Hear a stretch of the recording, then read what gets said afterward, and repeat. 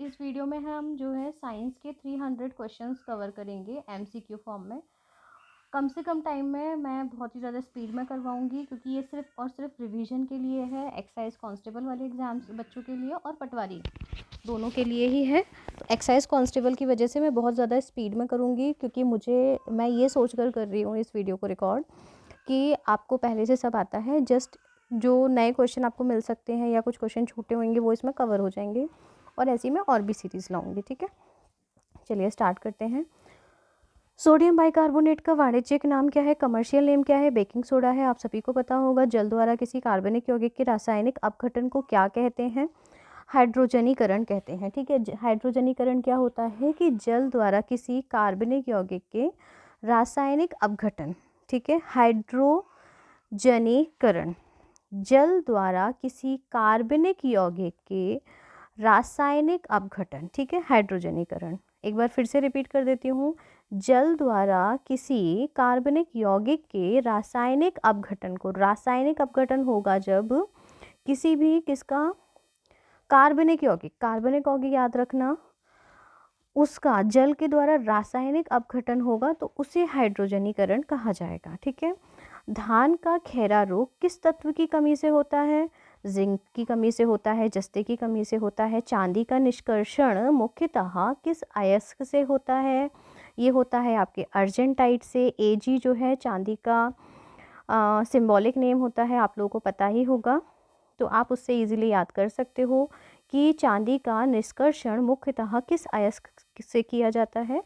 तो अर्जेंटाइट के द्वारा किया जाता है। ठीक है, अब हम देखते हैं टेफ्लॉन में पाया जाने वाला हैलोजन है। आंसर कीजिए जल्दी से। टेफ्लॉन में पाया जाने वाला हैलोजन है तो वो आपका फ्लोरीन होता है जो आपके टेफ्लॉन में पाया जाता है। और टेफ्लॉन आप लोगों को पता होगा कि नॉन स्टिक जो बर्तन होते हैं उनके ऊपर पॉलिश किया जाता है। गैस एजेंसियों द्वारा सिलेंडरों में भरकर दी जाने वाली कुकिंग गैस है, ये लिक्विड फॉर्म में होती है। लिक्विड एलपीजी का फुल फॉर्म क्या होता है? Liquid pressurised gas. ठीक है, मैं फ्रेंड्स सही बोल रही हूँ ना? Liquid pressurised gas. ठीक है, सीएनजी का होता है कंप्रेस्ड नेचुरल गैस। ठीक है, एलपीजी का लिक्विड प्रेशराइज्ड गैस। एक्चुअली ये जो गैस आपके सिलेंडर्स में होती है इसकी एक क्वालिटी होती है कि इसको जब बहुत ज़्यादा प्रेशर दिया जाता है तो ये लिक्विड फॉर्म में कन्वर्ट हो जाती है, जिससे कि इसको सिलेंडर में फिल करना ईजी हो जाता है। निम्नलिखित में से कौन सी गैस चांदी की सतह को काला कर देती है? जल्दी से कमेंट कीजिए। ओजोन। ओजोन जो है ये आपको चांदी की सतह को क्या कर देती है? काला कर देती है। और ओजोन में जो है सड़ी मछली की जैसी बदबू आती है। ठीक है, सड़ी मछली की बदबू जैसी स्मेल होती है ओजोन गैस की। मरकरी और सोडियम स्ट्रीट लैम्प किसके कारण रोशनी देते हैं? बताइए जल्दी से। जो मरकरी और सोडियम के स्ट्रीट लैम्प होते हैं वो क्यों रोशनी देते हैं? क्योंकि उनमें परमाणुओं का उत्सर्जन होता है। मरकरी और सोडियम के स्ट्रीट लैम्प परमाणु उत्सर्जन के कारण क्या देते हैं? रोशनी देते हैं। निम्नलिखित कार्बनिक यौगिकों में से किसे आयरन यौगिक से उत्पादन दाग को निकाला जाता है?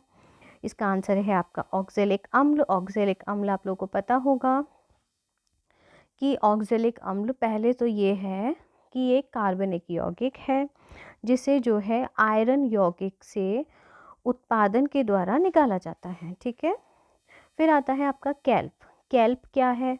कैल्प क्या होता है? कैल्प जो है ये आपका एक समुद्री शैवाल है जिसमें आयोडीन प्रचुर मात्रा में होता है। क्या होता है? कैल्प आपका समुद्री शैवाल होता है जिसमें आयोडीन प्रचुर मात्रा में होता है। निम्नलिखित में से सबसे कठोर पदार्थ कौन है? वो है हीरा। आप सबको पता होगा ये। और हीरा जो है वो कांच के काटने में काम आता है।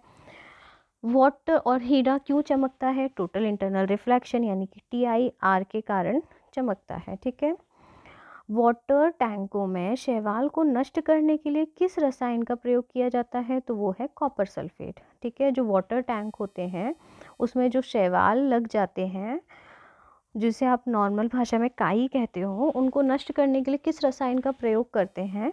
तो वो आपका है कॉपर सल्फेट।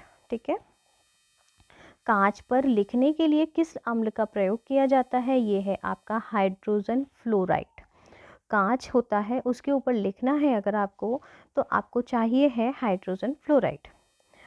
डबल रोटी मीन्स ब्रेड बनाने में प्रयुक्त किया जाने वाला बेकिंग पाउडर होता है सोडियम बाइकार्बोनेट। कुछ भी नहीं है फ्रेंड्स, ये क्वेश्चन वही है कि बेकिंग पाउडर का केमिकल नेम क्या है, उसी को घुमा करके पूछ लिया है कि ब्रेड में कौन सा यूज़ होता है डबल रोटी में, तो वो आपका सोडियम बाइकार्बोनेट है। और इसे याद करने का बहुत ईजी तरीका है कि बाई जो है वो किचन में खाना बनाती है, तो उससे आपको ये सोडियम बाइकार्बोनेट याद रह सकता है, क्योंकि ये बेकिंग सोडा है, किचन में यूज़ होता है। मैग्नीशियम के दहन से जो उत्पादक बनते हैं वो होते हैं क्षारीय, यानी कि बेसिक नेचर के, मतलब जिनका पीएच वैल्यू 7 से ज़्यादा होगा। निम्न में से किसका प्रयोग नोदक या रॉकेटों में ईंधन के रूप में किया जा सकता है? तो वो होता है आपका द्रव हाइड्रोजन या द्रव ऑक्सीजन। लिक्विड हाइड्रोजन और लिक्विड ऑक्सीजन जो होता है ये आपका यूज़ किए जाते हैं रॉकेट में। आपने सुना होगा क्रायोजेनिक रॉकेट, उसमें इन्हीं का यूज़ किया जाता है लिक्विड फॉर्म में हाइड्रोजन और ऑक्सीजन का, जिससे कि उनकी पावर बहुत ज़्यादा बढ़ जाती है। निम्नलिखित धातुओं में से कौन सी धातु नमक के तनु अम्ल की क्रिया से हाइड्रोजन गैस नहीं देती है? धातु ऐसी जो नमक से जब उसका तनु अम्ल जो होता है नमक का, उसे क्रिया करवाई जाए तो उसमें से हाइड्रोजन गैस नहीं निकलेगी, तो वो है आपका कॉपर। निम्नलिखित में से कौन धातु पीतल, कांस्य तथा जर्मन सिल्वर इन सभी में उभय घटक के रूप में विद्यमान है? तो वो है आपका तांबा। कौन सी धातु है ये? तांबा। कॉपर जो है यहाँ पर पूछ रहा है, अगर आपको देखो, अगर आपको वो याद है मिश्र धातुएं जो बनती हैं, तो आप इसका आंसर इजीली दे सकते हो, क्योंकि तांबा एक ऐसा धातु है जो पीतल बनाने में भी यूज़ होता है, जो कांसा बनाने में भी यूज़ होता है, और जो जर्मन सिल्वर बनाने में भी यूज़ होता है। वही इस क्वेश्चन में पूछा गया है उभय घटक के रूप में। नाविक से निकलने वाले विकिरणों से किसकी वेदन क्षमता सर्वाधिक होती है? तो सबको पता है कि जो गामा किरणें होती हैं, गामा रेज होती हैं, इसकी पेनिट्रेटिंग पावर सबसे ज़्यादा होती है। ठीक है। यूरेनियम के रेडियो एक्टिव विद्युत तन के फलस्वरूप अंततः क्या होता है? लेड निकलता है। जो यूरेनियम है ये एक रेडियो एक्टिव सब मटेरियल होता है, आप सबको पता है। और जब इसका जो शेष बचता है वो शीशा यानी कि लेड बचता है। ठीक है। और एक क्वेश्चन मैं आपको पॉल्यूशन का यहीं कवर करा देती हूँ कि गाड़ियों की से जो पॉल्यूशन होता है उसमें लेड बहुत ज़्यादा रहता है, क्योंकि जो आपका एंटी नॉकिंग एजेंट मिलाया जाता है उसमें लेड होता है। तो जब धुआं निकलता है गाड़ियों से तो वो एनवायरनमेंट में लेड पॉल्यूशन करता है। ठीक है। जब H2 गैस को उच्च दाब के क्षेत्र से निम्न दाब के क्षेत्र में प्रस्तावित किया जाता है, तो उस गैस के तापमान पर क्या प्रभाव पड़ता है? उसका तापमान बढ़ जाता है। जब H2 गैस को उच्च दाब के क्षेत्र से हाई प्रेशर एरिया से लो प्रेशर एरिया में प्रसारित करते हैं, तो उस गैस का जो टेम्परेचर है वो बढ़ जाएगा। हाई प्रेशर से अगर वो लो प्रेशर में आएगी तो गैस का टेम्परेचर बढ़ जाएगा। ठीक है। कौन सी गैस? H2 gas. एक बार फिर समझ लो इस चीज़ को कि जो हाइड्रोजन गैस है, जब ये हाई प्रेशर से लो प्रेशर जोन में एरिया में आएगी तो इसका टेम्परेचर जो है आपका बढ़ जाएगा।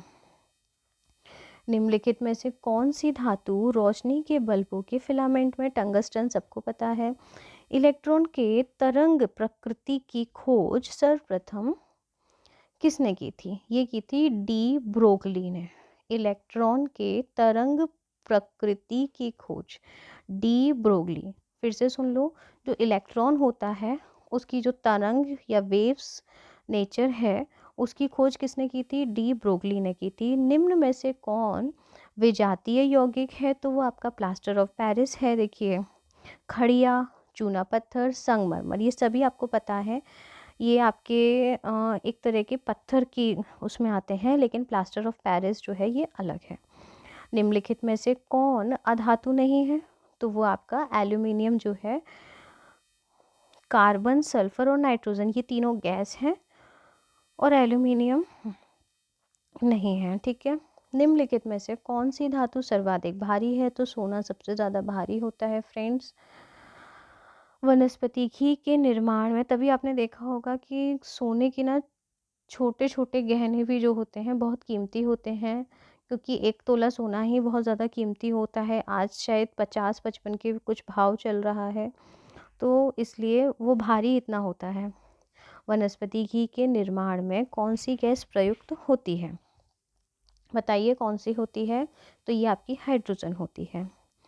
हाइड्रोजन के रेडियो सक्रिय समस्थानिक को कहते हैं ट्राइटियम कहते हैं। ठीक है, ट्रिटियम जो है ये आपका हाइड्रोजन का रेडियो एक्टिव समस्थानिक होता है। व्यापारिक वैसलीन किससे निकाला जाता है? आपका जो वैसलीन है ये आप लोगों को पता ही होगा, स्कूल में ही पढ़ लिया होगा कि जब पेट्रोल रिफाइनिंग की जाती है तो उसी का एक बाय प्रोडक्ट वैसलीन होता है, और वैसलीन के ऊपर लिखा भी रहता है पेट्रोलियम जेली। निम्नलिखित में से कौन एक अस्थायी कण है? तो न्यूट्रॉन जो है ये आपका अस्थायी कण होता है। अधातु के ऑक्साइड प्राय कैसे होते हैं? अधातु के ऑक्साइड प्राय क्षारीय यानी कि बेसिक होते हैं। अधातु के ऑक्साइड प्राय क्षारीय यानी कि बेसिक होते हैं। तापमान एवं दाब की समान स्थिति के अंतर्गत सभी गैसों के समान आयतन में अणुओं की संख्या समान होती है। यह नियम किसने दिया था? ये एवोगाड्रो का नियम है। एवोगाड्रो ने क्या बोला था? सबसे पहली बात फ्रेंड्स आप ये समझ लो कि गैसों से रिलेटेड नियम है एवोगाड्रो का। इसमें क्या बोला गया है कि जो तापमान है, टेम्परेचर है और प्रेशर है, ठीक है, उनकी जब समान स्थिति होती है तो जो गैस होती है वो इक्वल वॉल्यूम पे